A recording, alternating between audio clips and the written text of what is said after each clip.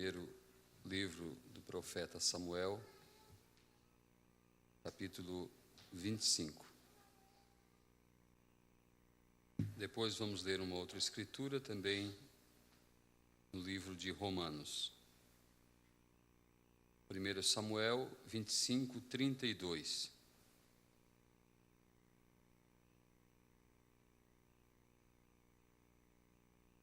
Então disse a Abigail: Bendito o Senhor Deus de Israel, que hoje te enviou ao meu encontro. Então disse Davi: E bendito o teu conselho, e bendita tu, que hoje me estorvaste de vir com sangue, e de que a minha mão me salvasse.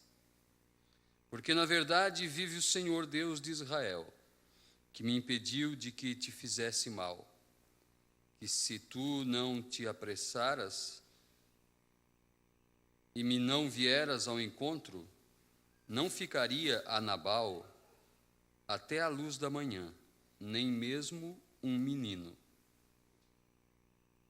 Então Davi tomou da sua mão o que tinha trazido e lhe disse: Sobe em paz à tua casa.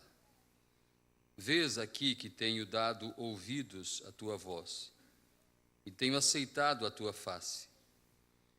E vindo Abigail a Nabal, eis que tinha em sua casa um banquete, como banquete de rei. E o coração de Nabal estava alegre nele, e ele já muito embriagado, pelo que não lhe deu a entender palavra alguma, pequena nem grande, até a luz da manhã. Sucedeu, pois, que pela manhã, havendo já saído de Nabal o vinho, sua mulher, que era Abigail, lhe deu a entender aquelas palavras. E se amorteceu nele o seu coração, e ficou ele como pedra. E aconteceu que, passados quase 10 dias, feriu o Senhor a Nabal, e este morreu. E ouvindo Davi que Nabal morrera, disse: Bendito seja o Senhor, que pleiteou o pleito da minha afronta da mão de Nabal, e deteve a seu servo do mal, fazendo o Senhor tornar o mal de Nabal sobre sua cabeça. E mandou Davi falar a Abigail, para tomá-la por sua mulher. Vindo, pois, os criados de Davi a Abigail, no Carmelo, lhe falaram, dizendo: Davi nos tem mandado a ti, para te tomar por sua mulher.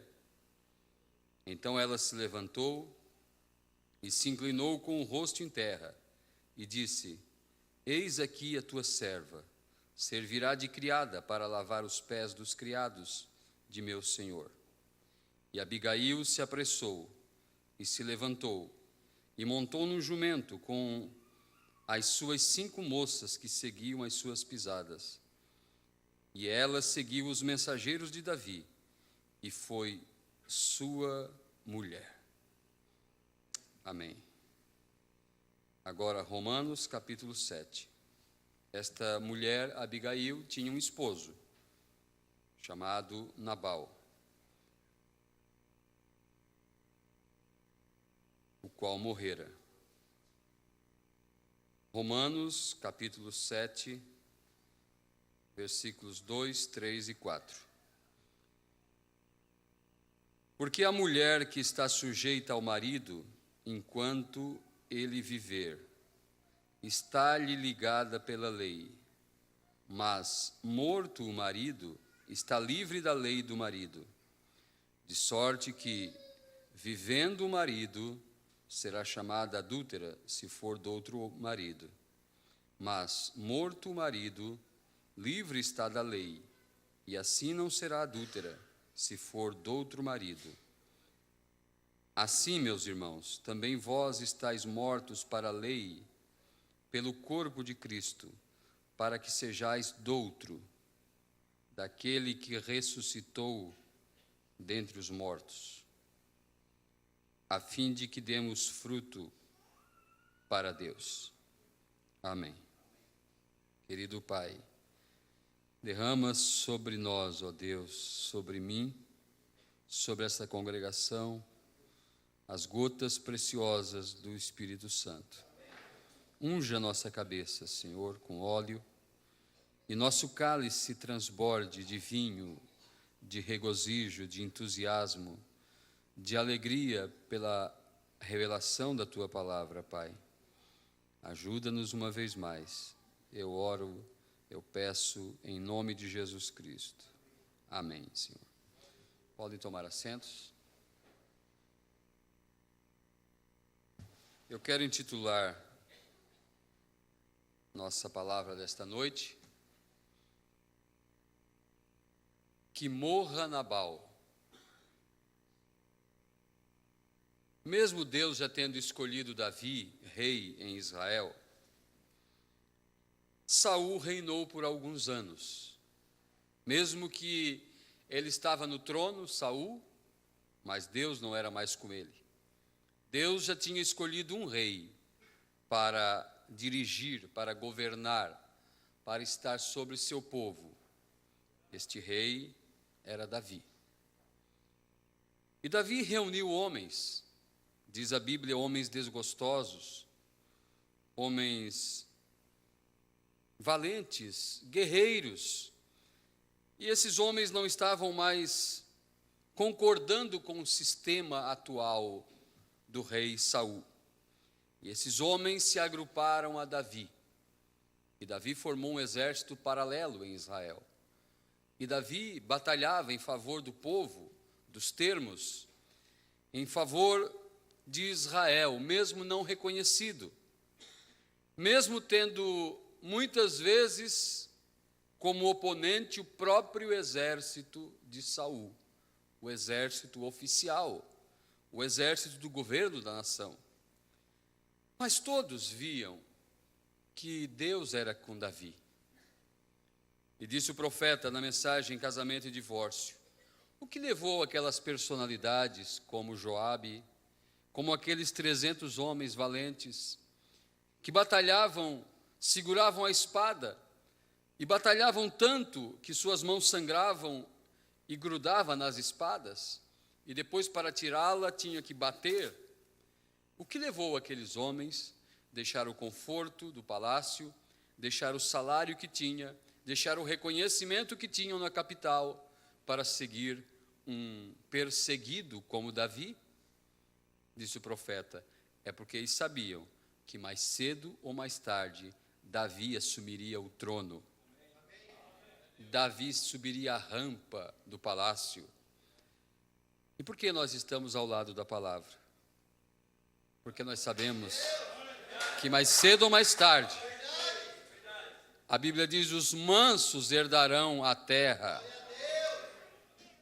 Aqueles homens lutavam e Deus era com eles. Você lembra do episódio quando Davi estava dormindo, perseguindo Davi, e num acampamento, estava ali deitado, os soldados deitados, os homens da guarda todos haviam adormecido, e Davi desceu e foi ao lado de Saul, e tirou-lhe a lança, e tirou um cântaro que havia ali, subiu a colina e gritou: Abner, que era capitão em Israel. E Abner acordou. Abner, não és tu designado a cuidar do rei de Israel? Veja aqui a sua lança. Veja aqui o cântaro. Eu podia ter matado ele. Eu não quero fazer mal. E Davi dizia: longe esteja eu de tocar com minha mão no ungido do Senhor. Porque Saul, mesmo sem Deus, ele era ungido do Senhor. E certa vez na caverna, quando Saul entrou, e Davi esteve tão pertinho de Saul, e cortou-lhe o manto, e diz a Bíblia que Davi pesou-lhe o coração, por ter cortado o manto do homem de Deus.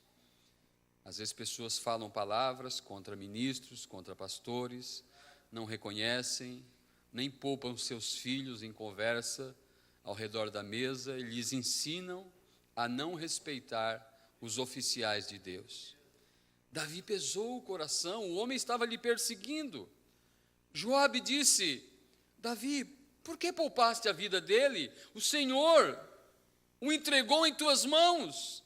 Ele disse: não, longe esteja eu de ferir Saul. Se o Senhor quiser exterminá-lo, liquidar com sua vida, o Senhor faça em alguma batalha, em alguma luta, mas não eu. E ali estava Davi, por anos, e nós vimos seus salmos quando ele estava sendo perseguido. E por que ele foi perseguido? Você lembra? Porque ele venceu o gigante Golias. E o rei em apuros lá, Saul, que era o mais alto em todo Israel, era o mais próximo de Golias. E chegou aquele garoto, aquele mocinho ali no acampamento, e viu Golias desaforando o povo de Deus, e os soldados todos tremendo. E se alguém vencesse Golias, a guerra acabava. E se Golias vencesse o oponente, a guerra acabava. Mas quem iria contra Golias? Deveria ir Saul. Ele era o homem mais alto, vistoso. Ele era o rei que foi escolhido pela vontade do povo, não a vontade de Deus. A vontade de Deus era dar um rei para eles, mas era Davi, o pequeno tocador de harpa, o pastor de ovelhas. E Davi disse assim: quem é esse incircunciso que está desafiando o exército do Deus vivo? Disse o profeta: o problema de Golias foi que o seu desaforo caiu em ouvido errado, caiu no ouvido de Davi. E Davi não olhou para a sua força que não tinha, sua habilidade que não tinha, para nada, nem tampouco para o tamanho de Golias. Ele olhou para a promessa de Deus.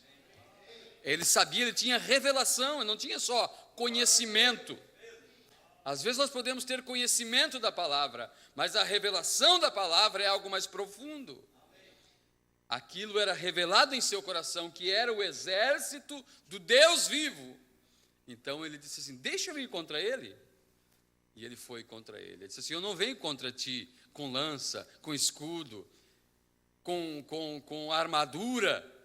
Eu venho contra ti em nome do Senhor Deus de Israel. E girou sua funda, e aquela pedrinha foi ungida na fronte de Golias. E Saul, na hora de aperto, disse: o homem que vencer Golias, eu encherei sua família de riquezas, eu abrandarei os impostos com relação a seus familiares, e outra coisa, darei minha filha para casar com ele. Saul nunca cumpriu nada disso com Davi. Mesmo assim, Davi era obediente a ele. E Davi saía para a batalha, e quando voltava, vinham as histórias dos feitos de Davi. E aquilo causou uma inveja mortal. Inveja não é de Deus, inveja do diabo. Qualquer coisa que causar inveja em nós, aquilo não procede de Deus, aquilo procede do diabo, porque o diabo, que é invejoso, ele invejou a belezura e a adoração que era dada a Deus lá no início. E o que restou para Davi foi fugir. E agora nós encontramos aqui ele com esses homens que se agruparam a ele. E ele batalhava, e defendia Israel, e defendia questões. Davi desceu com seus homens, diz a Bíblia, ao deserto de Parã. Estando lá nesse deserto, para alimentar esses homens, que a Bíblia enumera 300 homens valentes, mas havia mais, era um exército formado. Esses homens precisavam de alimento, precisavam de comida, precisavam de lugar para descansar. E passaram pelas terras de um homem chamado Nabal, que era rico. A Bíblia diz, havia ali um homem muito rico.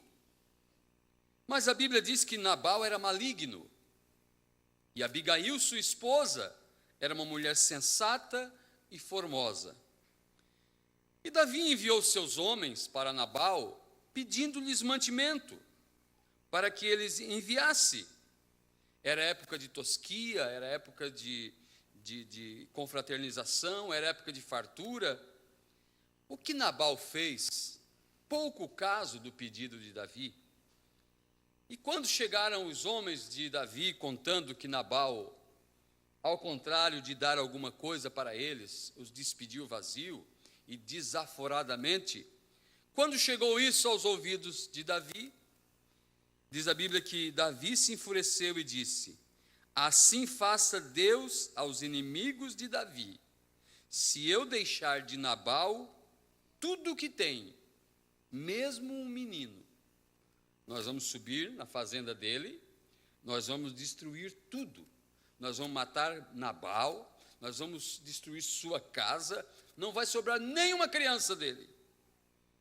Quando Abigail soube disso, aqui está a nossa passagem, a esposa de Nabal ficou sabendo através de um criado, diz a Bíblia, e se apressou em sair ao encontro de Davi, sem que seu marido soubesse, para que aquele mal não fosse permitido acontecer em sua casa, contra seus servos, suas servas, e tudo o que tinha.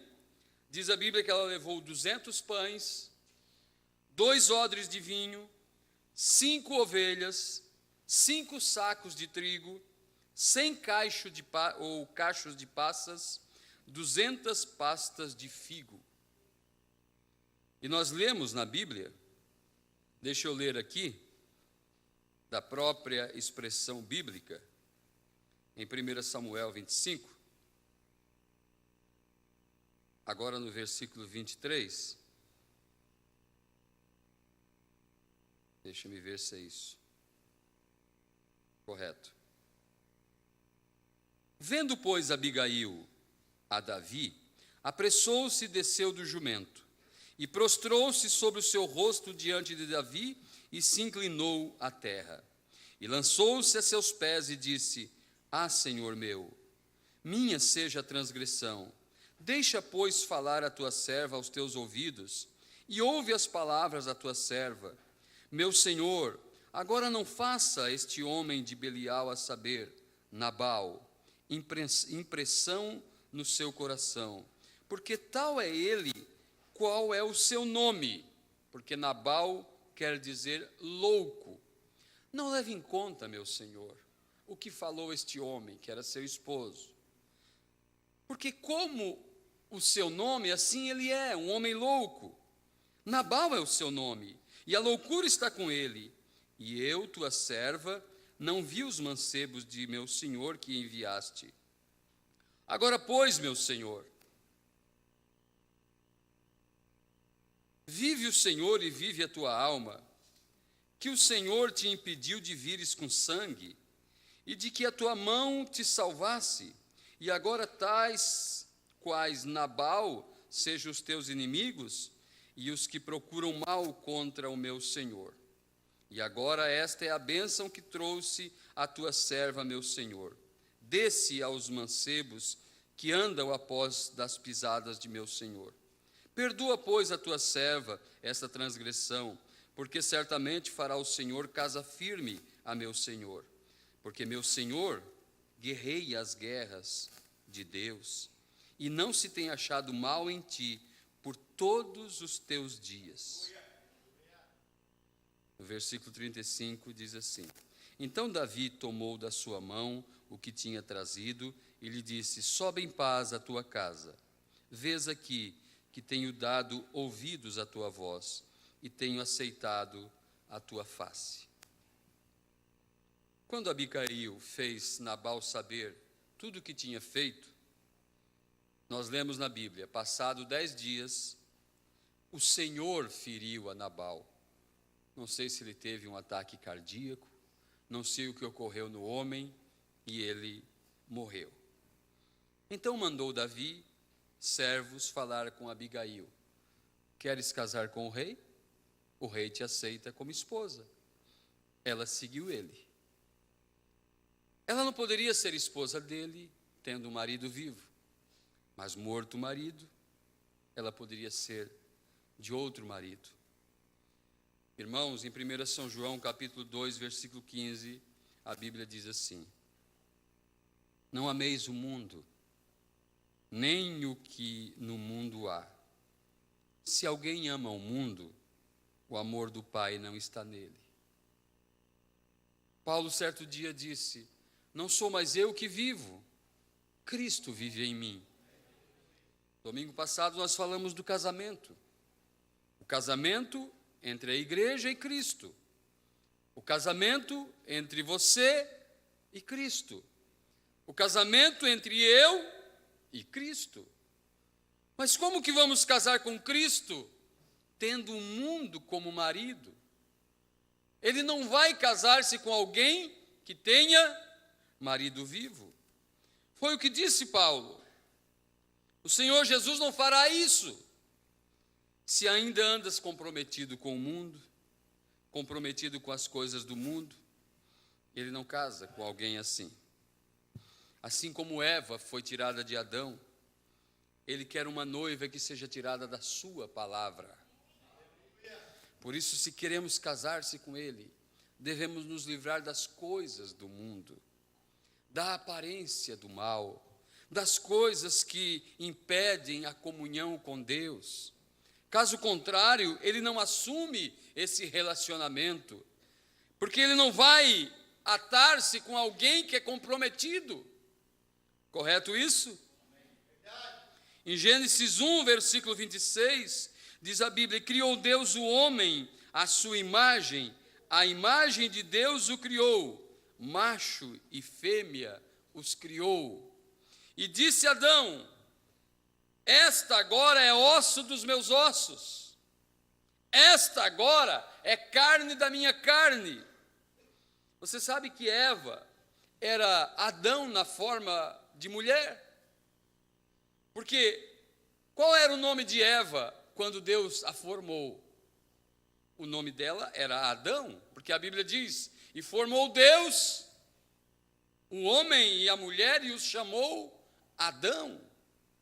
Ela não tinha um nome próprio, ela era a senhorita Adão, ela era osso de seus ossos, carne de sua carne.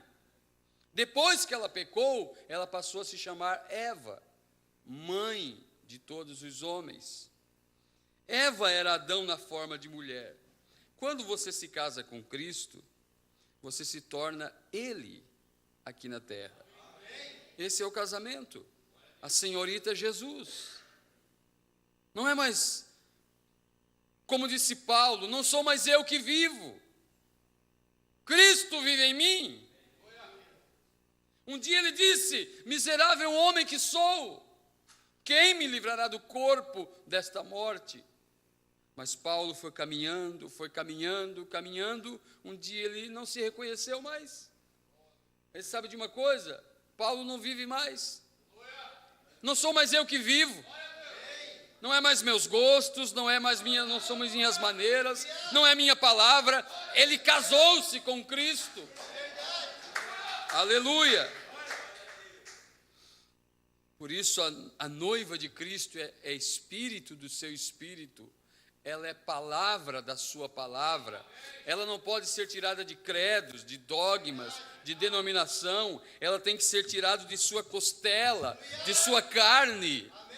Por isso, quando Deus abriu Adão, Deus tirou uma mulher de dentro de Adão, porque o tempo todo ela estava lá. A Bíblia diz: e macho e fêmea os criou. E Adão carregava a Eva dentro dele. Mas agora, nesse tempo, Deus rasgou o sétimo selo. E o que apareceu? Apareceu uma igreja. Aleluia, uma igreja que possa crer em toda a palavra. Quando você entra em Cristo, quando alguém entra em Cristo, conforme se entra em Cristo, vai se desaparecendo.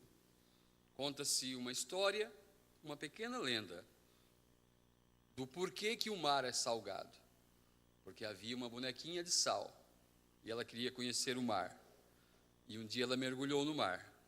E conforme ela mergulhava no mar, ela foi se dissolvendo, se dissolvendo, se dissolvendo, e ela e o mar se tornaram um.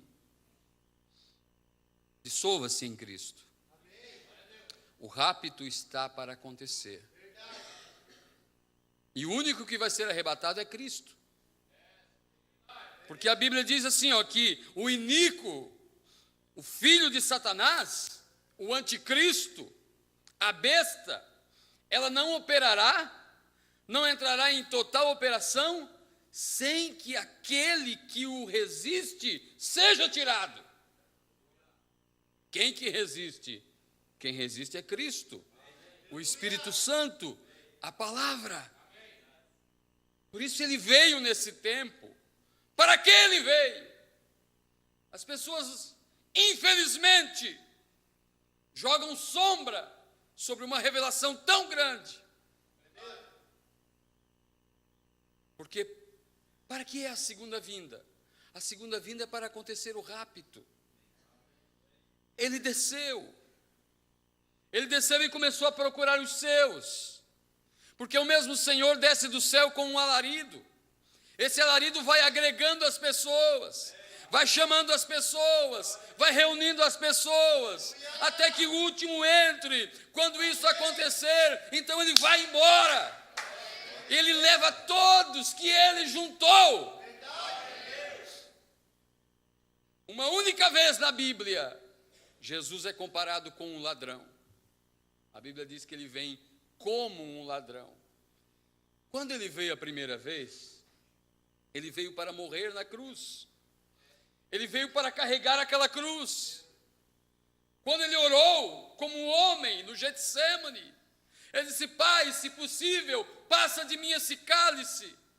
Mas se não for possível, que faça a tua vontade, que cumpra-se a palavra, porque para esta hora eu vim. Eu vim para isso. Fazia 33 anos e meio que ele tinha chegado. E agora chegou o tempo de ele executar o seu ministério, que era morrer numa cruz, para pagar o preço do nosso resgate. Mas a primeira vinda, ele veio primeiramente a uma mulher. Ela aceitou a palavra dele através de um anjo. Cumpra-se em mim tua palavra. Já era a primeira vinda acontecendo. Cristo vindo através de um mensageiro a uma mulher, a uma igreja. Quando ela disse: cumpra-se em mim o teu desejo, algo aconteceu no seu interior sem que ela ficasse sabendo. Passaram-se alguns dias, talvez 28 dias, 25 dias, seu costume de mulher não apareceu, porque a Bíblia diz que ela achou-se ter concebido do Espírito Santo. Quando o anjo apareceu a Maria, já era a primeira vinda acontecendo. Assim também, quando o sétimo anjo está pregando a sua palavra, já é a segunda vinda acontecendo. 9 meses de gravidez, primeira vinda acontecendo. Ninguém sabia. Lá em Belém ouve-se o choro de uma criança numa estrebaria.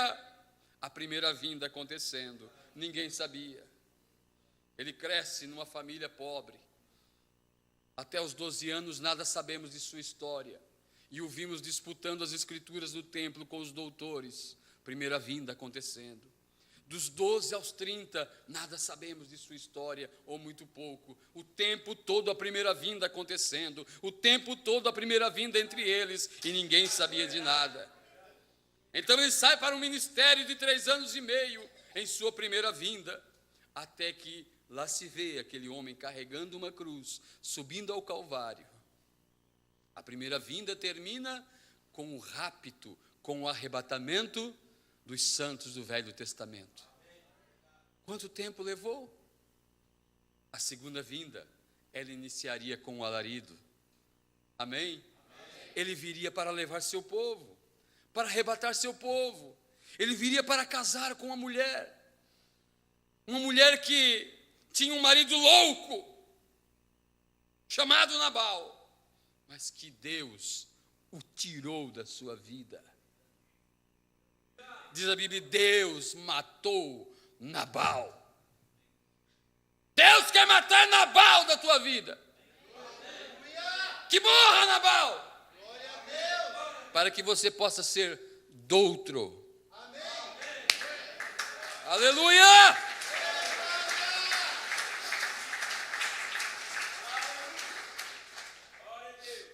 Agora,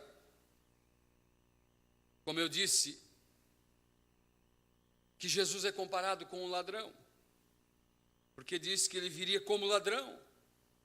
E o ladrão, ele vem, reúne as suas peças preciosas, e ele entra sorrateiramente, e ele sabe exatamente o que ele vai levar, aquela taça, aquela prataria, ele sabe o que exatamente ele vai arrebatar, ele sabe exatamente que ele queria tirar aquela moça daquela família, ele veio justamente para roubar você da tua família, porque você é algo muito precioso, e ele pôs o olho em você,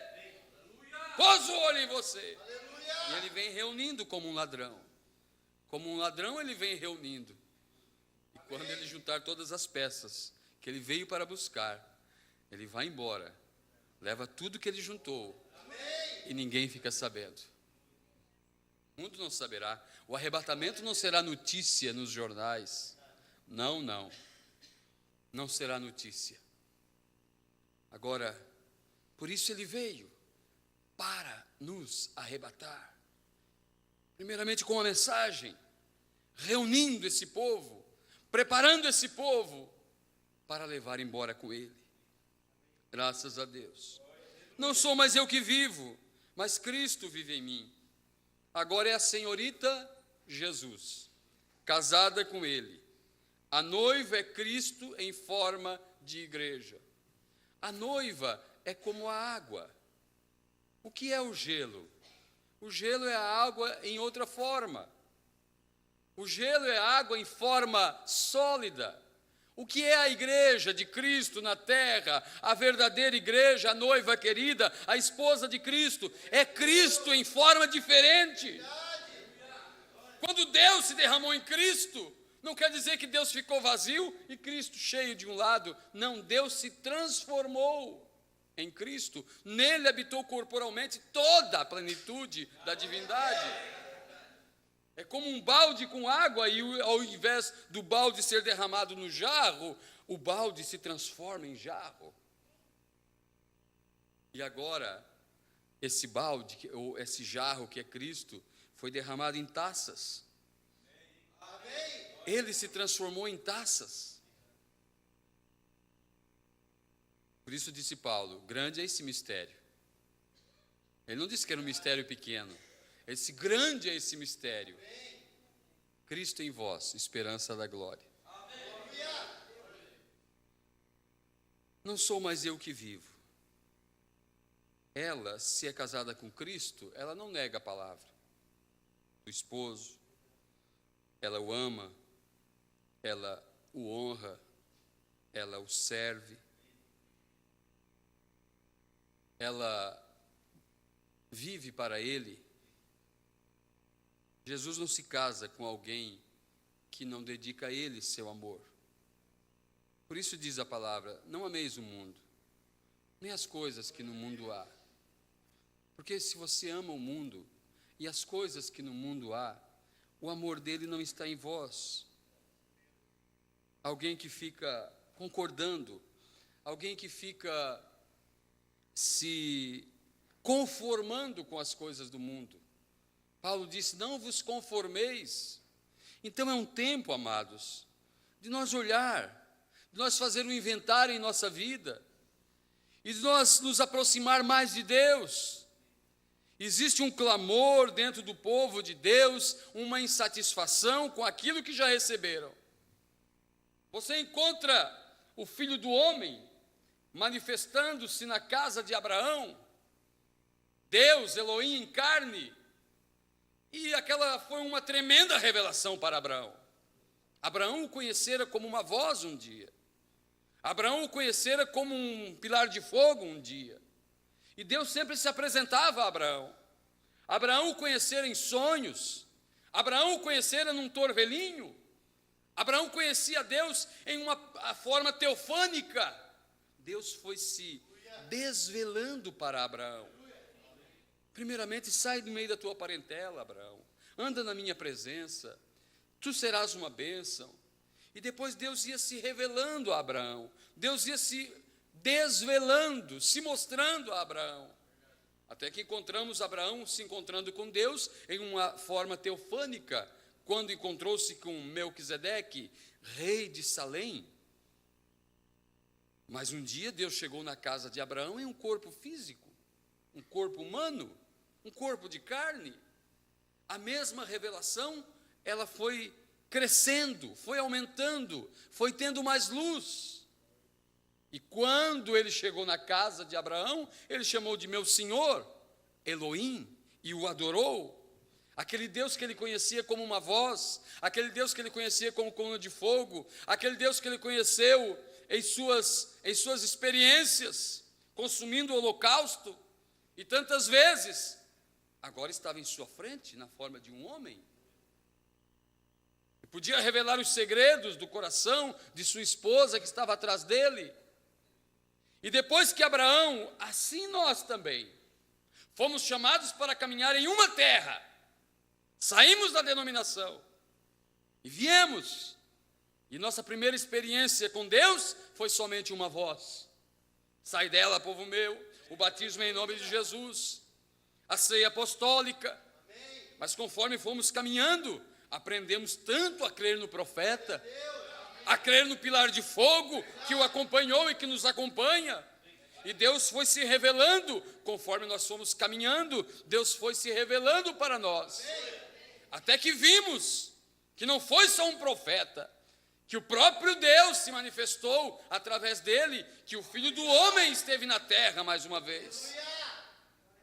Mas depois que Abraão tem essa experiência, e você muitas vezes talvez se frustra consigo mesmo, Senhor, mas eu conheci tanto de Ti, eu me alegrei tanto, eu regozijei-me tanto quando ouvi da palavra, quando essa revelação bateu em minha vida. Você sabe que Abraão passou por isso também. Abraão rejuvenescido, Abraão um jovem. Eu vi uma crítica tremenda contra a mensagem, contra os pregadores da mensagem e contra William Branham, dizendo que é heresia dizer que Abraão e Sara se tornaram jovens, que isso não está na Bíblia, é algo antibíblico, e usaram 2 pregadores conhecidos nossos, falando dessas coisas. E sabe o que o irmão Branham fala sobre isso? Diz, irmão Branham, você deve ler a Bíblia nas entrelinhas. Algo que a revelação nos ensinou a fazer é ler a Bíblia nas entrelinhas. Até mesmo a mensagem nas entrelinhas. Porque a noiva é como Rebeca, ela capta o silêncio. Quando Eliezer parou-se com seu camelo, ali junto à fonte, ele não falou nada para moça nenhuma. Ele orou em seu coração, a donzela que der água para meus camelos, essa será escolhida, essa será a esposa de Isaque, filho de Abraão. E Rebeca, por inspiração, chegou a Eliezer e disse, posso trazer água para teus camelos? Ela entrou no silêncio. Ela captou nas entrelinhas, mesmo aquilo que não foi falado. Agora, quando nós olhamos para a mensagem e vimos essas coisas, o irmão Branham diz, não está escrito na Bíblia que Abraão e Sara se tornaram jovens. Não é assim que se lê, mas está assim. Não está escrito desta forma, mas é assim que se lê. Porque diz que eles desceram para aquele país, que era o Egito, se não me falha a memória. E o rei, quando viu Sara, com 90 anos de idade, ele disse, meu Deus, eu nunca vi mulher tão bonita assim. Ela tem marido? Tem? Abraão disse, não, é minha irmã. Opa! Abraão, depois de receber a revelação do Filho do Homem, Abraão, depois de receber a maior revelação de Deus em sua vida, encontra-se mentindo. Mentindo, dizendo que sua esposa não era sua esposa, era sua irmã, era uma meia-verdade. Eles tinham laços próximos.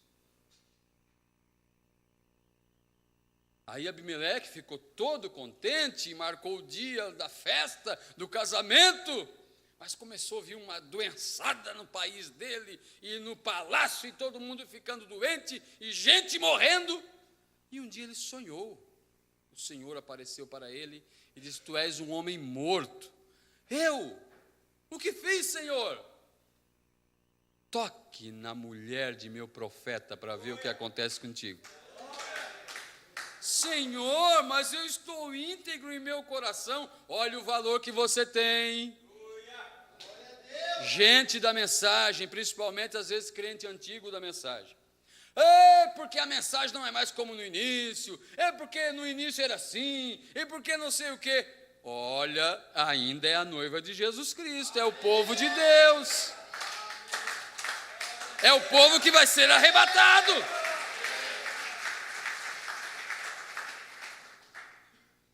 Ele disse: Senhor, eu estou sincero em meu coração, Senhor. Ele falou para mim que é a irmã dele. Eu não sabia que era sua esposa. Sim, mas Deus nem levou em consideração o erro de Abraão.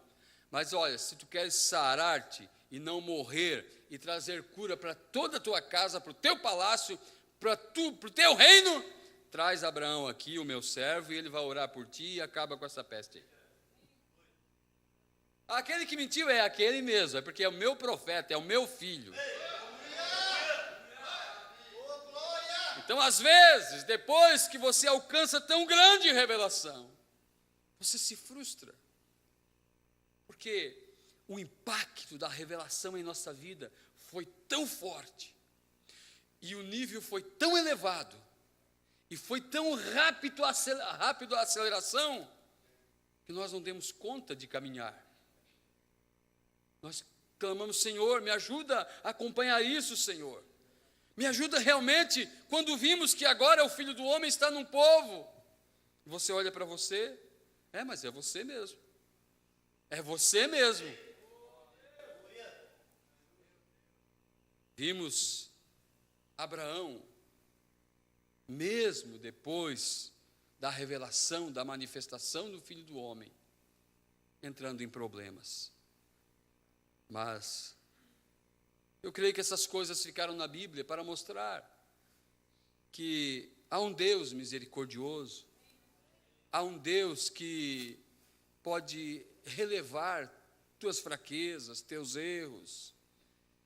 E o mais importante é o teu desejo de fazer o melhor, de servi-lo, de honrar, de amar sua palavra.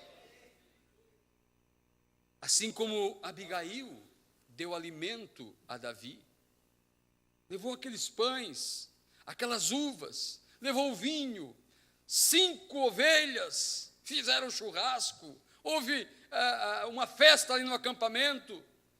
Dê alimento ao rei, dê atenção para ele. A Bíblia diz que Jesus Cristo, o Senhor Jesus, era um homem desprezado, que olhando para ele nenhuma beleza víamos para que o desejássemos.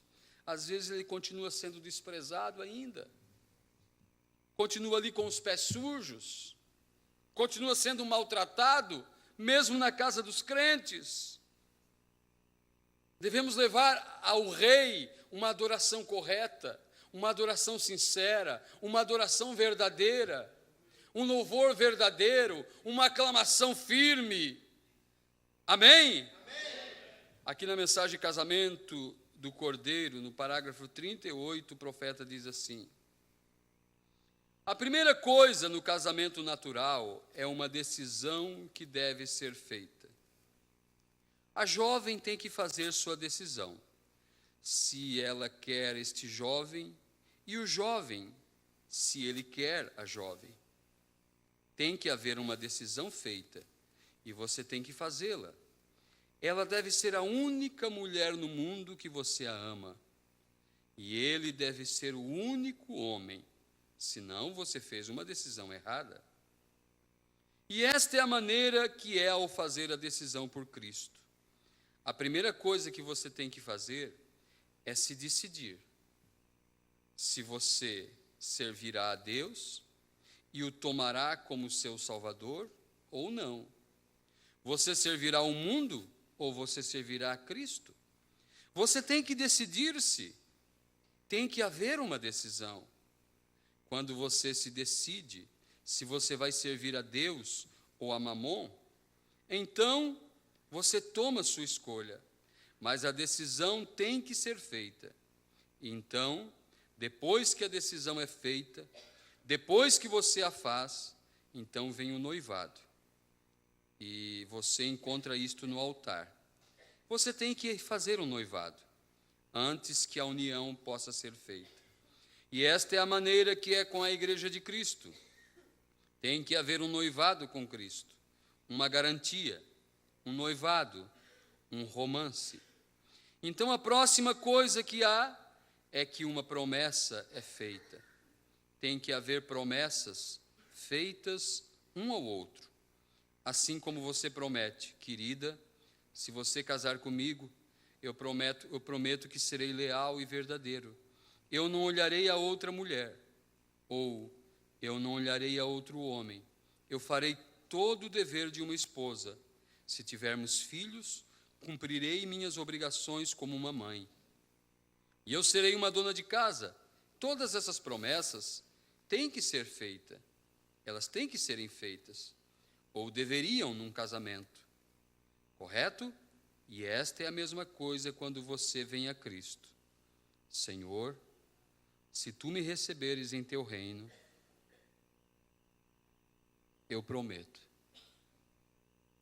Desejaria você curvar sua fronte, fechar seus olhos, levantar sua mão a Ele e dizer: Senhor,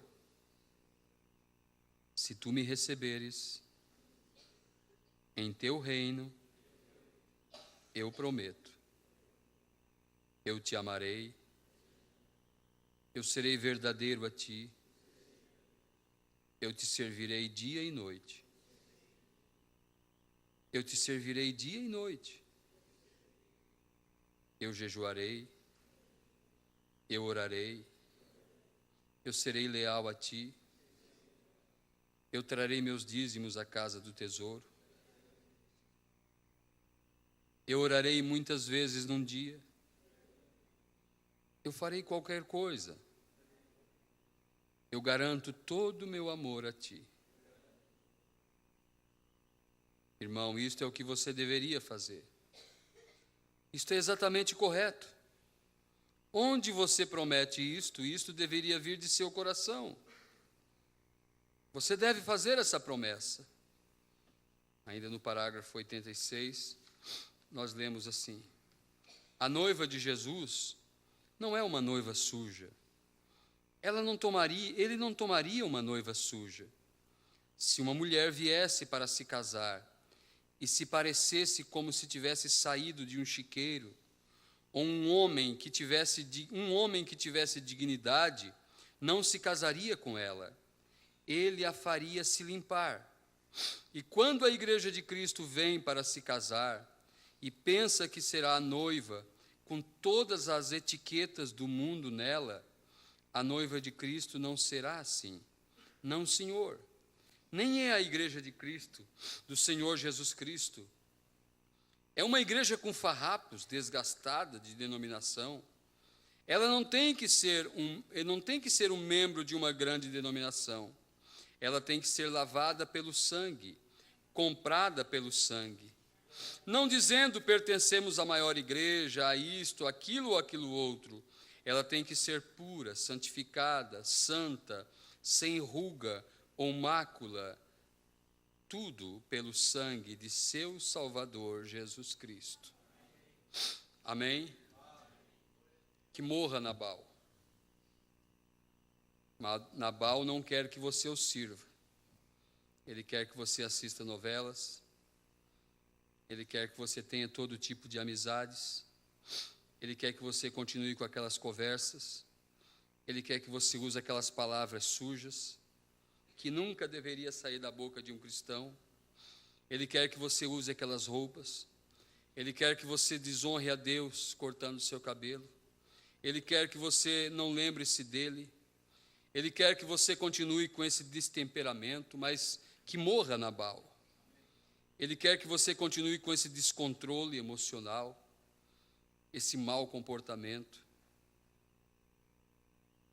mas que morra Nabal. Mensagem: perfeita força por perfeita debilidade. Então Deus pode concluir seu propósito enviando não um reavivamento, mas, irmão, o que Ele precisa fazer primeiro é enviar a nós uma matança. Então podemos reviver. Você tem que morrer antes de nascer de novo. Ele precisa de uma matança de nós mesmos. Este tabernáculo precisa de uma matança, e eu com ele. Agora, se o profeta disse isso, onde fica eu? Diz: todos nós precisamos de uma matança, de tal modo que possamos reviver em uma nova vida, uma nova oportunidade, uma nova esperança, uma nova experiência. Precisamos, primeiramente, de um dia de lamentação. Precisamos de um lugar de rendição ao Espírito, ao invés de depender tanto dos nossos programas, nossas campanhas, e confiar tanto na cooperação de tantos ministros. Nós, se não podemos conseguir tantos, ora, não o faremos. Não iremos às cidades sem aquilo. Então, quando fazemos aquilo, entramos em uma enorme máquina que contém uma tremenda falha. Assim sendo, nós temos que fugir daquilo, da habilidade humana. Temos que chegar a um lugar onde podemos entregar nossas almas e vidas. Até mesmo a dona de casa, o fazendeiro, o mecânico ou o que quer que somos, temos que nos entregar completamente a Deus e saber que somos nada. Então deixar Deus começar dali. Então Ele começa movendo, operando, e aquilo inclui todos nós. Cada um é a coisa que temos a fazer. Você deseja viver para Ele? Lembre-se, você não é capaz, mas Ele te ajuda na caminhada. Coloque-se em pé. Senhor, quem são aqueles que vêm sorrindo pelo caminho,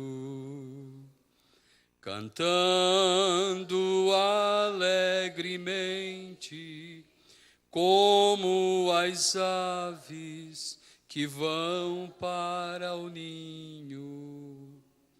Senhor,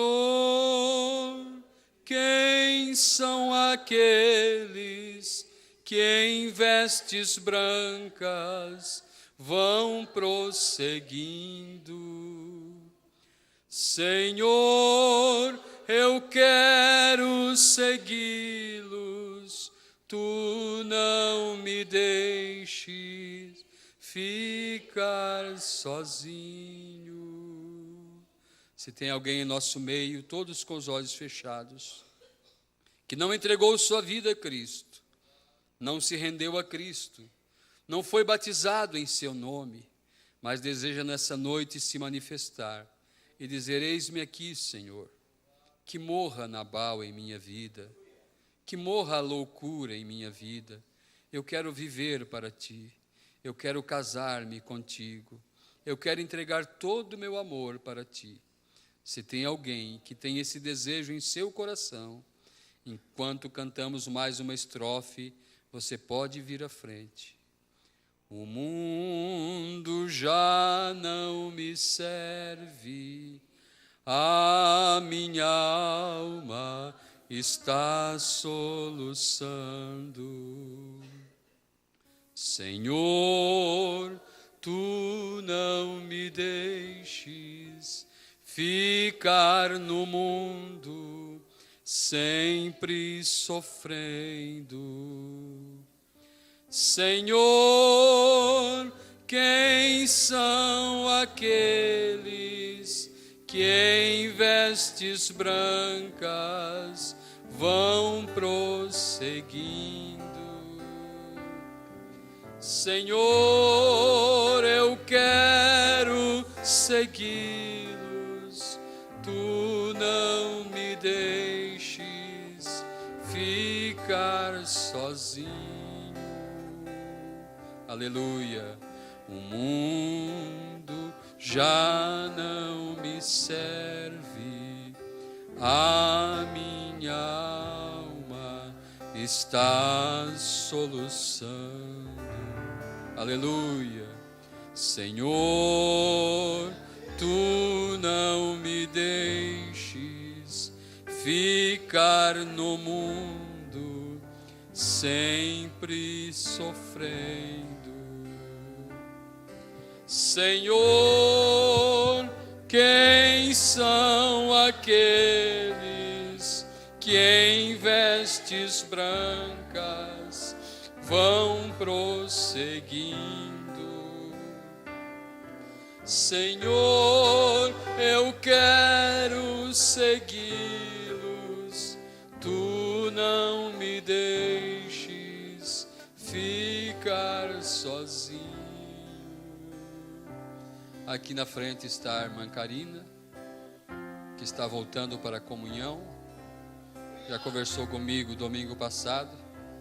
E seu esposo, Gideone, que está aceitando descer as águas em nome de Jesus Cristo.